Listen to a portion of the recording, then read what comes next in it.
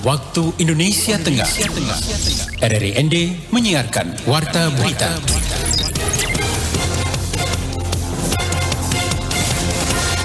Selamat pagi saudara, Anda kembali mendengarkan Warta Berita Daerah edisi pagi ini, Sabtu 21 Januari 2023. Sari Berita.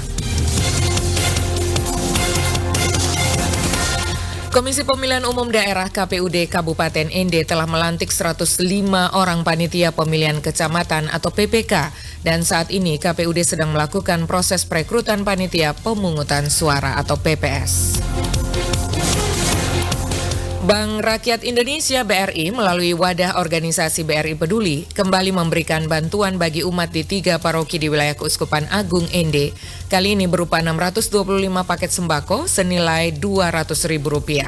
Selain dua berita ini akan kami hadirkan berita-berita lainnya yang kami rangkum selengkapnya dalam Warta Berita Daerah pagi ini bersama saya Desi Natalia. Pendengar, kita mulai berita pertama. Komisi Pemilihan Umum Daerah KPUD Kabupaten ND telah melantik 105 orang panitia pemilihan kecamatan atau PPK, dan saat ini KPUD sedang melakukan proses perekrutan panitia pemungutan suara. Laporan selengkapnya disampaikan Lady Badin. Ketua KPUD Kabupaten ND Maria Adolorata da Lopez mengatakan perekrutan PPS sebanyak 834 orang telah dilakukan yang diawali dengan pendaftaran melalui aplikasi sistem informasi anggota KPU dan badan ad hoc, dan setelah itu para peserta yang lolos administrasi melanjutkan dengan tahapan seleksi tertulis. Setelah seleksi tertulis dilanjutkan dengan seleksi wawancara pada tanggal 18 Januari hingga 20 Januari 2023. Dari total 278 desa kelurahan akan ditetapkan 3 orang anggota PPS yang terdiri dari 1 ketua dan 2 anggota. Jumlah yang akan kita tetapkan itu 834 orang, karena setiap desa dan kelurahan itu 3 orang yang akan ditetapkan. Kita 278 desa kelurahan, sehingga 3 kali 278 desa kelurahan itu totalnya 834 orang. Jadi ketua merangkap anggota dan 2 orang anggota desa dan kelurahan. Lebih lanjut, Merida Lopez ungkapkan pada hari pertama seleksi wawancara dilakukan pada 5 kecamatan, lalu pada hari kedua wawancara dilakukan pada 10 kecamatan, dan pada hari ketiga ini wawancara dilakukan pada 6 kecamatan. Para calon PPS yang dinyatakan lolos akan dilantik secara serentak pada tanggal 24 Januari 2023 mendatang. Hari ini adalah hari terakhir bagi Komisi Pemilihan Umum Kabupaten ND melakukan seleksi wawancara untuk calon anggota PPS.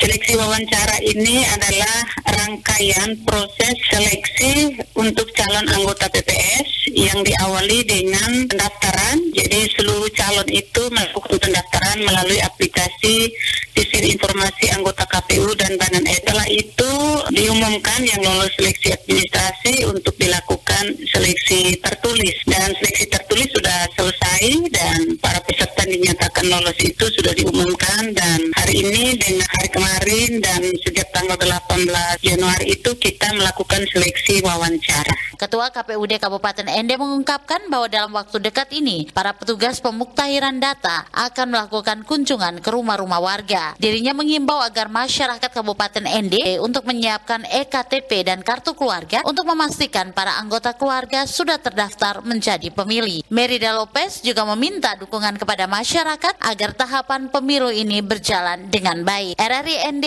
Lady Badin melaporkan.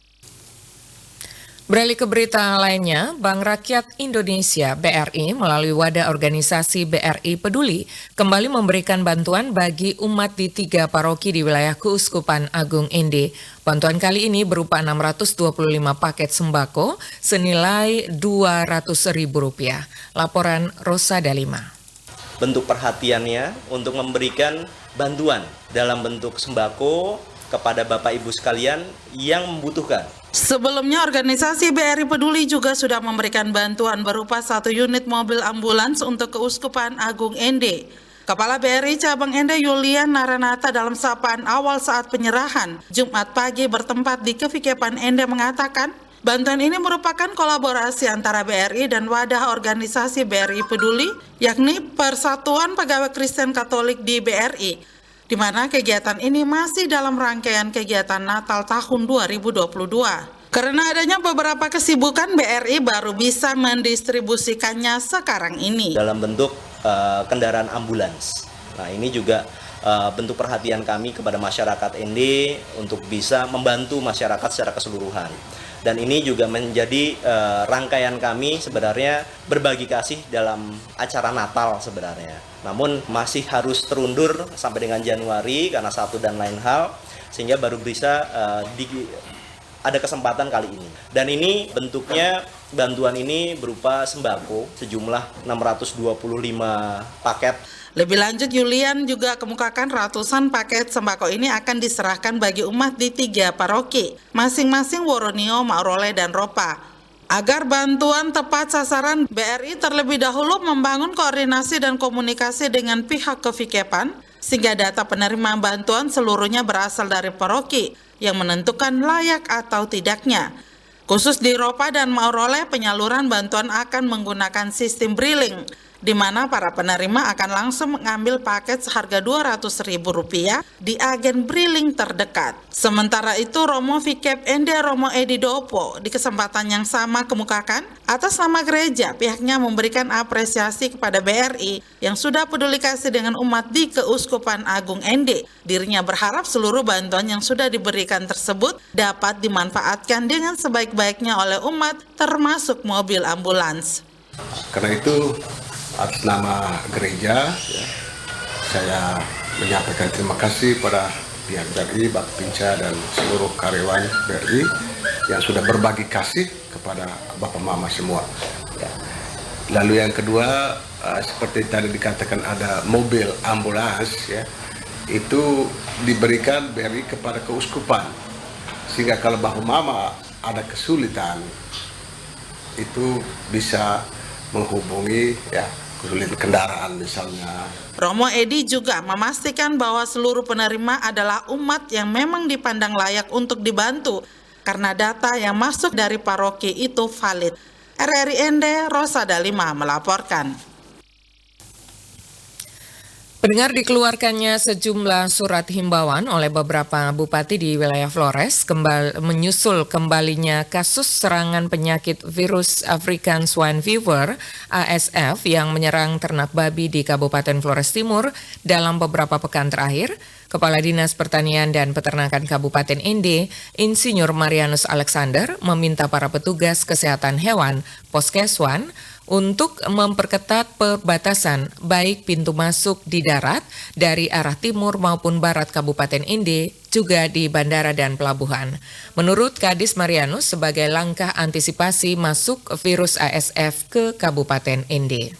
Untuk masyarakat peternak di Kabupaten Ende berkaitan dengan sekarang munculnya kembali wabah Asian Africa Fever atau ASF ini, saya selaku Kepala Dinas Pertanian yang membidangi juga bidang peternakan menghimbau agar para peternak selalu waspada akan serangan ASF ini dengan menerapkan biosecurity kepada untuk petugas-petugas di perbatasan itu selalu melakukan KIE kepada para peternak-peternak yang ada sehingga selalu waspada terhadap masuknya ternak-ternak dari luar daerah untuk Kabupaten Ende sendiri, yaitu di daerah perbatasan Maukaro dengan Ngagekeo, Nangapenda dengan Ngagekeo, di Kecamatan Lio Timur dengan Pagah, juga Kota Baru dan Magepanda. Ia juga mengatakan bahwa saat ini Kabupaten Ende memang masih terbebas dari penyakit ASF. Namun, ia tetap meminta petugas maupun masyarakat untuk waspada dengan tidak membiarkan ternak babi maupun produk olahan seperti daging dan juga produk lainnya yang berasal dari daging babi untuk masuk ke Kabupaten Ende. Marianus juga mengatakan bahwa sejauh ini belum ada obat untuk mencegah penyakit ASF. Maka cara yang paling mungkin ditempuh untuk mengantisipasi penyebaran penyakit ASF adalah dengan mencegah ternak babi dan produk turunannya masuk ke Kabupaten Ende. Oleh karena itu, pihaknya meminta dukungan dan juga kerjasama dari masyarakat, tidak hanya petugas Poskeswan, untuk bersama-sama mencegah menyebarnya penyakit ASF ke Kabupaten Ende.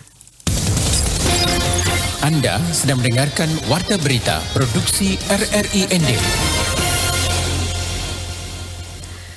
Upaya meningkatkan kualitas pendidikan harus dibarengi dengan mewujudkan lingkungan pendidikan yang aman, nyaman, dan bebas dari kekerasan. Namun, tidak dapat dipungkiri bahwa hingga saat ini, kasus tindak kekerasan termasuk kekerasan seksual masih kerap terjadi di satuan pendidikan, seperti yang dilaporkan Veranda Garus.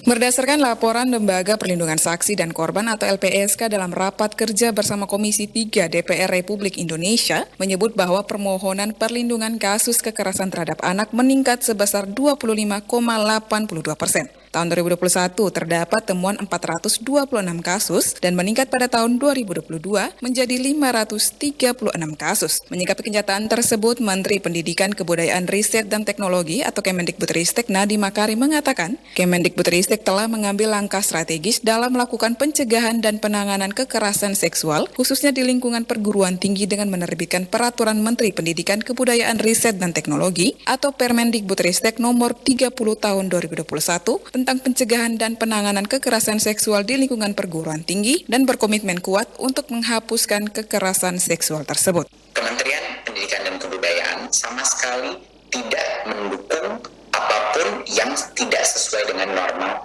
agama tindakan asusila. Permendikbud ini hanya menyasar kepada satu jenis kekerasan, yaitu kekerasan seksual dengan definisi yang sangat jelas. Sehingga kita harus sangat spesifik pada saat menentukan peraturan tersebut. Target dari Permendikbud ini adalah untuk melindungi puluhan ribu bahkan ratusan ribu korban dan untuk mencegah terjadinya kontinuasi daripada korban-korban ini di lingkungan kampus. Pada kesempatan yang sama, Ketua Komnas Perempuan Andi Yentriani memberikan apresiasi kepada Kemendikbudristek yang sudah dengan cepat menyikapi kasus kekerasan seksual di lingkungan pendidikan, khususnya pada tingkatan perguruan tinggi, dengan mengeluarkan Permendikbudristek. Dari data yang diterima oleh pihaknya, rata-rata 30% setiap tahunnya terjadi kasus kekerasan seksual pada perempuan dalam bentuk apapun. Angka tersebut bahkan naik drastis pada tahun 2020, di mana dilaporkan sebanyak 57%. Dari jumlah itu hanya kasus yang terlapor, sementara tidak terlapor dikhawatirkan jumlahnya akan lebih banyak. Ada banyak kasus kekerasan seksual, khususnya kasus pelecehan seksual dan eksploitasi seksual, bahkan pada kasus perkosaan ini seringkali tidak dapat diajukan ke proses hukum karena dianggap sebagai sebuah perilaku yang suka sama suka. Misalnya dosen yang melakukan pelecehan seksual kemudian dianggap ini karena mahasiswa sendiri mau, karena mereka mau nilai yang tinggi. Jadi justru posisi tawar dari si dosen ini tidak diperhitungkan dan bahkan menyalahkan si mahasiswa yang mengalami kekerasan tersebut. Selain Permendikbudristek nomor 30 tahun 2021, pemerintah juga telah mengeluarkan Permendikbud nomor 82 tahun 2015 tentang pencegahan dan penanggulangan tindak kekerasan di lingkungan satuan pendidikan. Ada pula laman Merdeka dari Kekerasan oleh Kemendikbud yang memuat berbagai informasi edukatif terkait PPKS dan media sosial cerdas berkarakter Kemendikbud Republik Indonesia yang menyediakan berbagai materi edukasi PPKS yang dapat dimanfaatkan oleh satuan pendidikan termasuk perguruan tinggi serta masyarakat umum. RRI ND Veranda Garus melaporkan. Anda sedang mendengarkan Warta Berita Produksi RRI ND.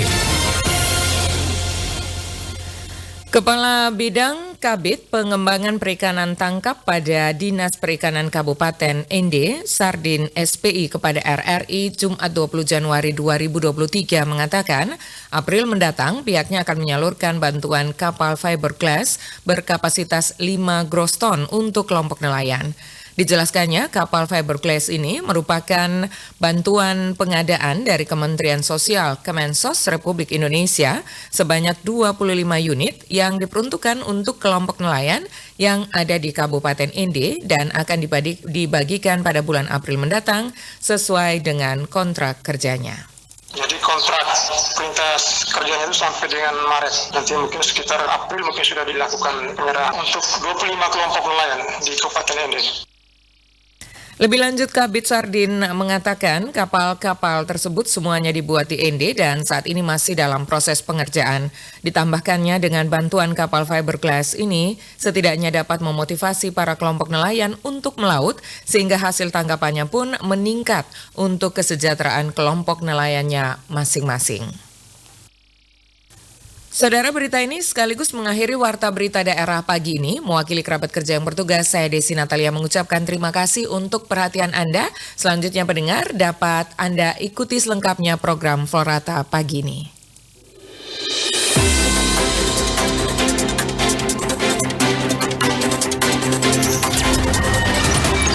Terima kasih. Anda telah mendengarkan Warta Berita Produksi RRI ND.